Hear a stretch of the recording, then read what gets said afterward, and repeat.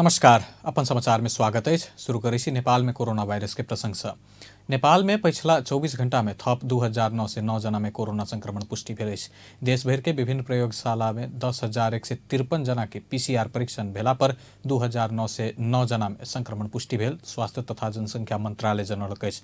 एहि संगे नेपाल में कोरोना संक्रमित के कुल संख्या 1,88,883 पहुंचल अछि। पिछला 24 घंटा में 45 जना नीक भेल अछि। हाल तक संक्रमण मुक्त होबयवला के संख्या 1,52,908 रहल अछि। काठमांडू उपत्यका में पिछला 24 घंटा में 1,338 संक्रमित भेटल अछि, जैमे से काठमांडू जिला में 1,030, भक्तपुर जिला में 121 आ ललितपुर जिला में 187 रहल अछि। प्रदेश 2 में पिछला 24 घंटा में थप 83 जना कोरोना वायरस से संक्रमित भेल अछि। सामाजिक विकास मंत्रालय अंतर्गत स्वास्थ्य निर्देशनालय देने तथ्यांक अनुसार सिरहा में 24, धनुषा में 23, पर्सा में 10, सप्तरी में 8, महोत्तरी में 7, रौतहट में 5, बारा में 3, सर्लाही में 2 आ बाहर जिला के 1 जना संक्रमित भेटल अछि। प्रदेश 2 में कुल संक्रमित के संख्या 15,992 पहुंचल अछि। एखन तक प्रदेश 2 में कोरोना संक्रमण से 180 जना के जान गेल अछि। सबसे बेसी पर्सा में 50, तैके बाद सप्तरी में 31, धनुषा में 19, बारा में 19, महोत्तरी में 17, सिरहा में 20, सर्लाही में 13 और रौतहट में 10 जना के जान गेल अछि।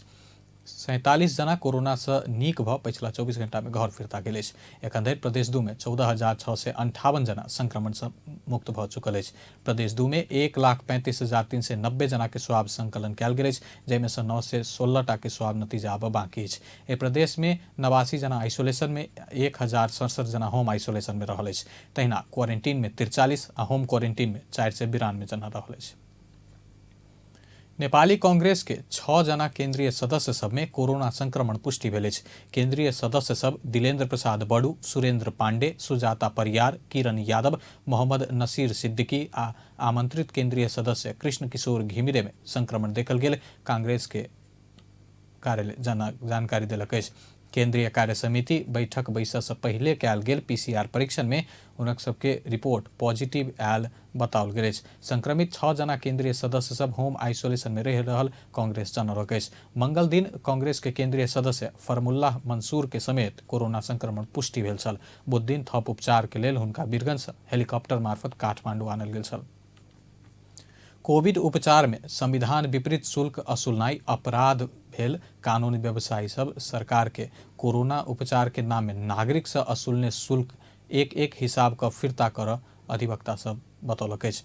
सरकार से कोरोना संक्रमण के उपचार में शुल्क लेने निर्णय कयल संगे अदालत में मुद्दा दायर केने अधिवक्ता लोकेंद्र ओली अदालत समेत शुल्क असुलन नहीं कह के आदेश दिला अवस्था में सरकार से एखन तक लेल गेल शुल्क एक हिसाब का फिरता कर बतौलनि अछि। अधिवक्ता ओली संविधान कोनो भी सरुआ रोग के मौलिक हक के रूप में रखला से कोविड संक्रमण के उपचार सब नागरिक के निःशुल्क होबे में आ सरकार एखन तक लेने शुल्क फिरता कर बतौलनि अछि। आसिन 15 गते इम्हर सरकार नागरिक से पीसीआर परीक्षण सहित उपचार के शुल्क असुलने काम कर रहल संविधान विपरीत भेल ओली बतौलनि अछि। कानून निःशुल्क रूप केने चीज के शुल्क उठेनाई अपराध भेल समेत अधिवक्ता ओली बतौलनि। गरेर राज्यले फिर्ता गर्नुपर्छ। यदि कोही व्यक्ति कोही बिरामी भएर अथवा बिरामी नभएर परीक्षण गर्ने मान्छेहरूले मेरो यति पैसा खर्च भयो भनेर कोही मान्छे आउनुहुन्छ भने उहाँहरू पीडित हो र उहाँहरूले राज्यसँग क्षतिपूर्ति पाउनुहुन्छ। यदि मेरो खर्च भयो पैसा नलिने भनेको थियो अदालतले, तर पनि लियो। हेर्नुहोस्, एउटा कुरा म तपाईँलाई यहाँ जोड दिन्छु, मुद्दा मामिलाका सन्दर्भमा अदालतले दिएको निर्णय र आदेश सबैले पालना गर्नुपर्छ भनिसके पछाडि सरकारले पालना नगर्ने, प्रधानमन्त्रीले पालना नगर्ने, मन्त्रीले पालना नगर्ने भन्ने कुरो हुँदैन। संविधानभन्दा माथि हुन्छ यो देशको प्रधानमन्त्री, यो देशको मन्त्री हुँदैन। हेर्नुहोस्, कोही हुँदैन। संविधान एउटा छ, त्यो संविधानभन्दा सबै तल रहेर काम गर्ने हो। अदालतले हिजो मात्रै आब से सरकार से कोरोना के परीक्षण और उपचार संदर्भ में कोनो भी शुल्क नहीं हेब मिलत। दोसर अधिवक्ता चंद्रकांत गेवाली बतौलन।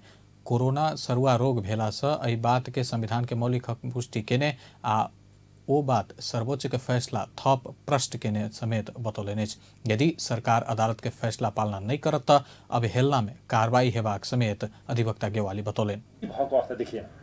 यो जनतालाई चाहिँ नागरिकलाई जिउने अधिकार हुन्छ, त्यो जिउने अधिकारबाट चाहिँ सरकार विमुख चाहिँ हुनु हुँदैन, सरकारको संवैधानिक दायित्व भनेर उसले चाहिँ त्यो फैसलालाई चाहिँ निस्सा दिने काम गरेन र अब यो फैसला अन्तिम अवस्थामा छ र अन्तिम फाइनलिटी अफ डिसिजन भनेपछि यो फैसला अन्तिम भएर रहेको छ।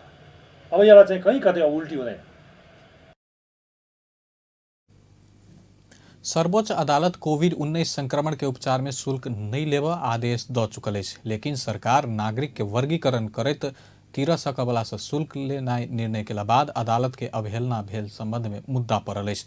ओहि मुद्दा के सुनवाई करैत सर्वोच्च अदालत सरकार के 7 दिन भीतर अवहेलना नहीं भेल संबंध में प्रमाण पेश कर आदेश समेत देलक अछि। एम्हर सरकार सर्वोच्च अदालत से कयल गेल फैसला में पुनरावलोकन क देबऽ कहैत निवेदन के सर्वोच्च अदालत के न्यायाधीश हरिकृष्ण कार्की, सपना मल्ल प्रधान आ पुरुषोत्तम भण्डारी के पूर्ण इजलास खारिज केलक अछि। सत्तारूढ़ दल नेपाल कम्युनिस्ट पार्टी नेकपा के आइ बैसल सचिवालय के अनौपचारिक बैठक से अध्यक्ष केपी शर्मा ओली के बैठक बजावत सामूहिक आग्रह कर के निर्णय कयल गेल अछि। पार्टी कार्यालय धुम्बाराही में पार्टी के कार्यकारी अध्यक्ष पुष्पकमल दाहाल सहित के अनौपचारिक बैठक से प्रधानमंत्री समेत रहनिहार दोसर अध्यक्ष ओली के सहमतिये में बैठक बजाव सामूहिक आग्रह कर के निर्णय कयल गेल अछि। कार्यकारी अध्यक्ष दाहाले औपचारिक बैठक बजाव सक भेलो पर संकटपूर्ण परिस्थिति में रहल पार्टी एकता के बचबैत सहमति के आधार में आगा बढ़ ओली के सामूहिक आग्रह कर के निर्णय कयल गेल प्रवक्ता नारायण काजी श्रेष्ठ बतौलन। पार्टी भीतर देखल गेल संकट समाधान कर सकारात्मक ढंग से पार्टी के आगा बढ़ावा आ एखन तक के काम सब के समीक्षा कर पार्टी निर्णय के कार्यान्वयन कर आ पार्टी के एकताबद्ध क आगा बढ़ावा आवश्यक कदम चल जल्दी बैठक बजाव अनुरोध कयल गेल प्रवक्ता श्रेष्ठ बतौलन। सञ्चालन गर्ने र पार्टी र सरकार दुवैलाई विधि र पद्धतिको आधारमा संस्थागत ढङ्गले सञ्चालन गर्ने र सरकारलाई जनमुखी ढङ्गले सञ्चालन गरी सफल पार्ने र तेस्रो आगामी चैत्रमा पार्टी एकताको सङ्क्रमणकालाई अन्त्य गर्ने गरी एकता राष्ट्रिय महाधिवेशन सम्पन्न गर्ने भन्ने निष्कर्ष निकालेको थियो। बैठक में ओली सहित अन्य सदस्य सब सहभागी नहीं भेल विषय में ओ अनौपचारिक बैठक के लिए जानकारी करल भेलो पर कार्यव्यस्तता के कारण सहभागी नहीं भेल बतौलन। पिछला समय नेकपा भीतर आंतरिक विवाद बढ़त गेल अछि। आइ के बैठक में अध्यक्ष दाहाल, उपाध्यक्ष वामदेव गौतम, वरिष्ठ नेता सब झलनाथ खनाल आ माधव कुमार नेपाल तथा प्रवक्ता श्रेष्ठ सहभागी छला। एम्हर ओली, ईश्वर पोखरेल, महासचिव विष्णु पौडेल, राम बहादुर थापा बादल बैठक में अनुपस्थित छला। भारतीय सेना अध्यक्ष मनोज मुकुंद नरवणे 3 दिनक औपचारिक भ्रमण समाप्त क शुक्र के साँझ स्वदेश फिरता घुरला अछि। ओ भारतीय दूतावास नारायणहिटी पहुँच क हेलीकॉप्टर से विमानस्थल तक पहुँचल छला। बुध दिन भोरे नेपाल आयल नरवणे किछ देर त्रिभुवन अंतर्राष्ट्रीय विमानस्थल से नया दिल्ली प्रस्थान केला अछि। भ्रमण के क्रम में नरवणे बृहस्पति दिन राष्ट्रपति विद्या भण्डारी से नेपाली सेना के मानार्थ सेनापति के उपाधि ग्रहण केने छला। स्वदेश फिरता होबऽ से पहले ओ शुक्र दिन भोरे प्रधानमंत्री केपी शर्मा ओली संग शिष्टाचार भेंट केलनि अछि। भारतीय सेना अध्यक्ष मनोज मुकुंद नरवणे नेपाली सेना के मानार्थ महारथी सम्मान पौला बाद प्रधानमंत्री केपी शर्मा ओली संग शिष्टाचार भेंट केलनि अछि। 3 दिनक औपचारिक भ्रमण में नेपाल अयला नरवणे आइ प्रधानमंत्री निवास बालुवाटार पहुंच कर प्रधानमंत्री केपी शर्मा ओली संग शिष्टाचार भेंट केलनि अछि। भेंट में दुनू देश के सेना प्रमुख के मानार्थ महारथी दर्जा प्रदान करैत आयल परंपरा के दू देश के विशिष्ट संबंध के उदाहरण प्रस्तुत केने प्रधानमंत्री ओली बतौलन। हरेक हिसाब से नेपाल भारत नजीक के छिमेकी भेल कहैत ओली दू देश के संबंध सुमधुर होवा में अपना विश्वस्त रहल बतौलन। प्रधानमंत्री ओली के विदेश मामला सलाहकार डॉक्टर राजन भट्टराई के अनुसार प्रधानमंत्री ओली पारस्परिक समानता आ पारस्परिक सम्मान के आधार में दू देश के संबंध आगा बढ़ में विश्वस्त रहल बतौलन। उहाँले जुन नेपाल र भारतका बीचमा प्रचलनमा रहेको यो मानार्थ अनररी जेनरल लिने जुन सिस्टम रहेको छ त्यो सिस्टम अरू धेरै देशहरूमा नरहेको त्यस्तो व्यवस्था हाम्रो दुईटा देशका बीचमा रहिआएको छ। नेपालको सेना प्रमुखले भारतबाट लिने र भारतको सेना प्रमुखले नेपालबाट लिने यो परम्परालाई निरन्तरता दिने क्रममा तपाईँ यहाँ आउनुभएको छ। यस सन्दर्भमा तपाईले जुन हिजो हाम्रो सम्माननीय राष्ट्रपतिज्यूबाट त्यो प्राप्त गर्नुभयो त्यसका लागि यहाँलाई बधाई छ। डॉक्टर भट्टराई के अनुसार नरवने प्रधान सेनापति पूर्णचंद्र थापा संग के शिष्टाचार भेंट में दू देश के सेना बीच एक आपस में केना सहयोग कयल जाय विषय में बातचीत भेल प्रधानमंत्री की जानकारी दिलनि।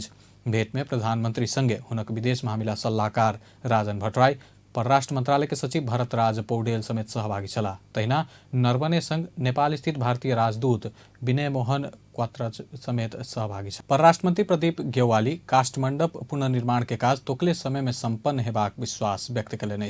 काष्ठमंडप पुनर्निर्माण के काज आगामी वर्ष के वैशाख 12 गते संपन्न करऽ के लक्ष्य के साथ आगा बढ़ि रहल उल्लेख करैत तोकले समय में काज संपन्न हेबा में अपना विश्वस्त रहल ओ बतौलनि। शहरी विकास मंत्री कृष्ण गोपाल श्रेष्ठ सहित काष्ठमंडप पुनर्निर्माण कार्य प्रगति के विषय में स्थलगत अनुगमन कर पहुंचल मंत्री ग्यौवाली तोकले समय में तोकल से कम लागत में पुनर्निर्माण के काज संपन्न भ रहला में अपना खुश रहल बतौलनि।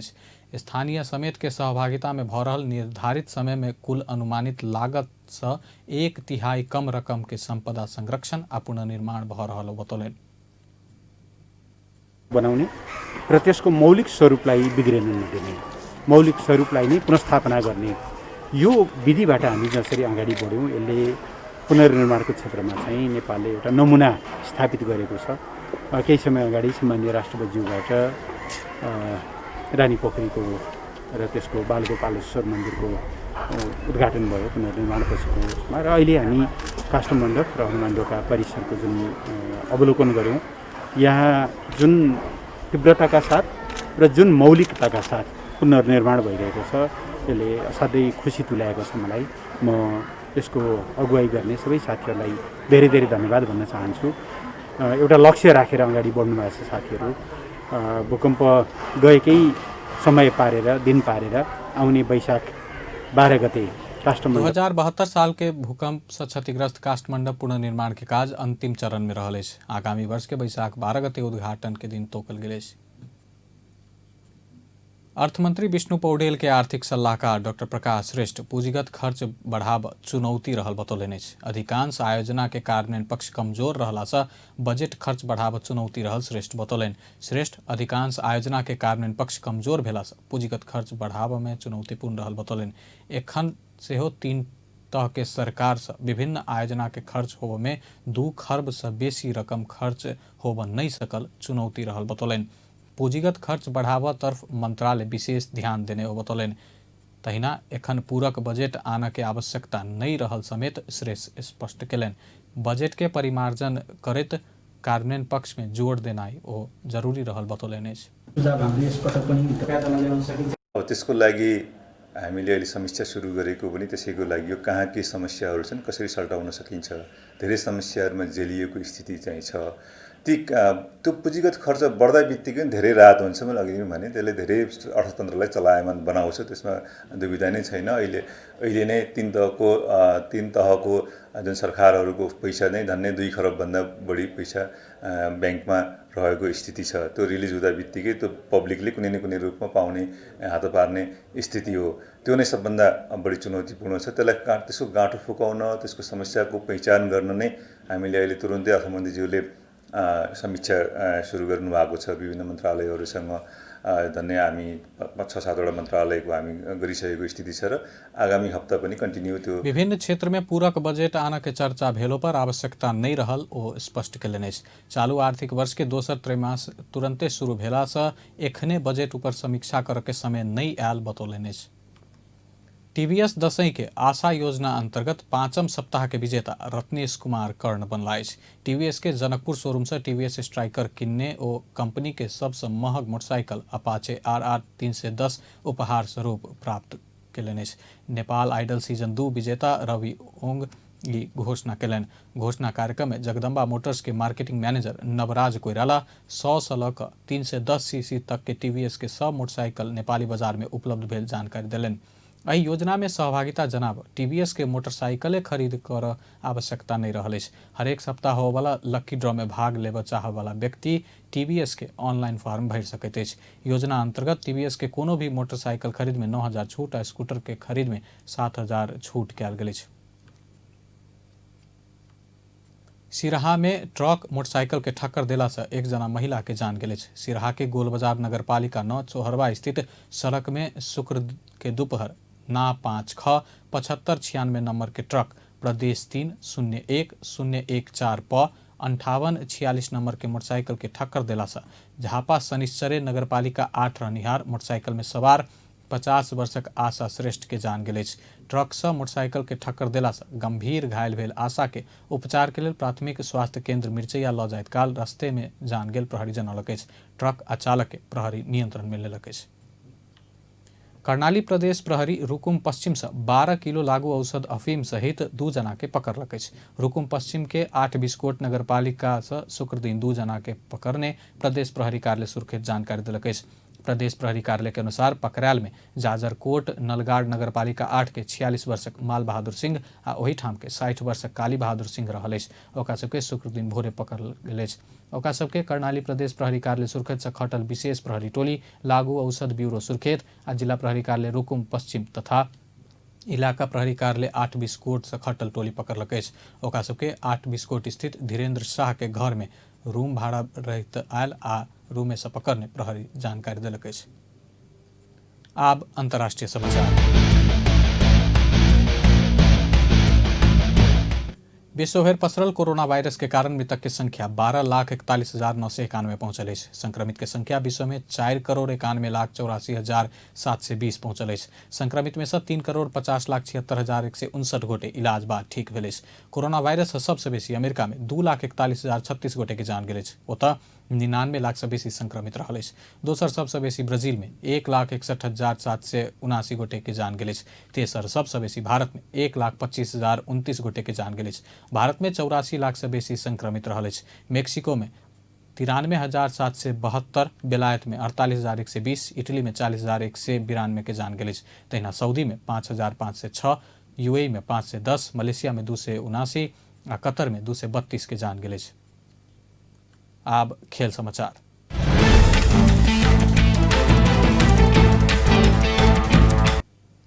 मैत्रीपूर्ण खेल के लेल बृहस्पति दिन बांग्लादेश प्रस्थान केने नेपाली राष्ट्रीय फुटबॉल टोली पहिल दिन क्वारेंटाइन में रहिकऽ होटल में सामान्य अभ्यास केलक। बांग्लादेश संग 2 मैत्रीपूर्ण खेल खेल गेल नेपाली टोली बृहस्पति दिन त्रिभुवन अंतर्राष्ट्रीय विमानस्थल से उड़ल छल। एक सप्ताह क्वारेंटाइन में रहिकऽ बाद में टोली 2 मैत्रीपूर्ण खेल खेलत। बृहस्पति दिन ढाका पहुंचल नेपाली टोली स्वास्थ्य मापदंड अनुसार क्वारेंटाइन रह धरि शुक्र दिन सामान्य अभ्यास केलक। ऐसा पहले होटल में रहल नेपाली टोली के PCR परीक्षण कयल गेल छल। एखन तक नतीजा नहीं आयल अछि। कोरोना वायरस के महामारी बीच नेपाली राष्ट्रीय पुरुष फुटबॉल टीम बांग्लादेश संग कार्तिक 28 आ मंगसिर 2 गते प्रतिस्पर्धा करऽ के तालिका रहल अछि। मैत्रीपूर्ण खेल के लेल 25 खिलाड़ी सहित 34 सदस्यीय नेपाली टोली बृहस्पति दिन ढाका पहुंचल अछि। जारी इंडियन प्रीमियर लीग अंतर्गत आई रॉयल चैलेंजर्स बेंगलोर आ सनराइजर्स हैदराबाद बीच प्रतिस्पर्धा भ रहल अछि। आई एलिमिनेटर खेल में रॉयल चैलेंजर्स बेंगलोर आ सनराइजर्स हैदराबाद एक दूसरे के सामना कर रहल अछि। खेल नेपाली समय अनुसार साँझ 7:45 से शुरू भ रहल अछि। आई के खेल के विजेता क्वालिफायर 2 में दिल्ली कैपिटल्स संग प्रतिस्पर्धा करत। काल्हि भेल खेल में मुंबई इंडियंस दिल्ली कैपिटल्स के पराजित केने छल। दुबई में बृहस्पति राति भेल पहिल क्वालिफायर में दिल्ली कैपिटल्स के 57 रन से पराजित करैत मुंबई फाइनल में प्रवेश क चुकल अछि। टॉस हारि कऽ पहले बैटिंग केने मुंबई 20 ओवर में 5 विकेट गुमा कऽ 200 रन बनौने छल। मुंबई के लेल Ishan Kishan 55, Surya Kumar Yadav 51, Quinton de Kock 40, Hardik Pandya 37 run बनौने छल। दिल्ली कैपिटल्स के लेल अक्षर पटेल 42, कप्तान Shreyas Iyer 12, Kagiso Rabada 15 run बनौने छला। पृथ्वी शॉ, शिखर धवन, अजिंक्य रहाणे आ डैनियल सैम खाता नहीं खोलने छला। दिल्ली के सस्ते में समेटक के लेल मुंबई के जसप्रीत बुमराह 4 विकेट लेलन, ट्रेंट बोल्ट 2 तथा Krunal Pandya, Kieron Pollard 1-1 wicket लेलन। बेस अपन समाचार एखन लैत बा। पल पल खबर तेज नजर देखैत रही अपन टेलीविजन। नमस्कार।